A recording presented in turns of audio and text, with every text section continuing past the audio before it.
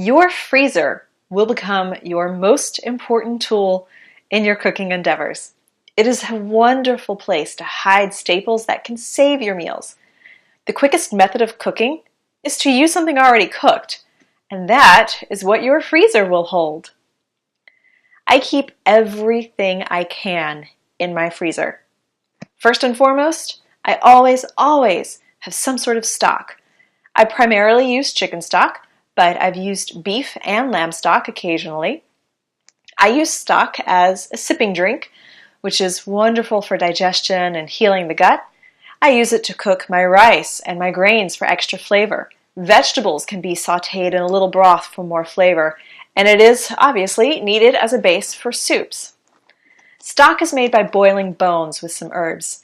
Sometimes I buy bones just for stock, and sometimes I save bones from other meals and keep them in the freezer until I have enough for stock.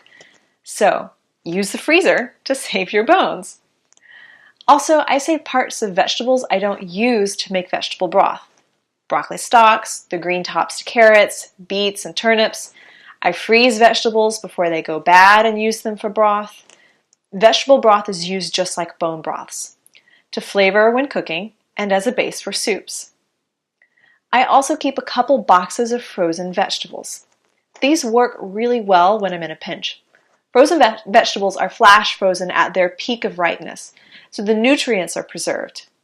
I don't like raw spinach, but I keep frozen chopped spinach, and I use it mixed in with rice and other vegetables for a really easy meal, and then topped with an egg, or I go fancy and I puree it and then I add it to risotto. I also keep frozen corn and peas because those are nice to throw in every now and then for a color and a texture addition to something plain. You can also keep some meat in the freezer for a couple of months. An easy one to use in a variety of ways is sausage. You can cook them whole or chop them into a seasoned minced meat. Again, it's another ingredient that can be mixed with a number of simple ingredients to make a full meal. And one more thing I keep in the freezer, leftover fruit. I use this for smoothies, and sometimes in the summer I use a blender or a food processor to make a sorbet-like treat.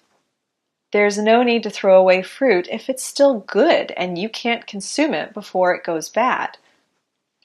Alrighty, that's it for what staples to keep that need to stay in the freezer. Let's move along.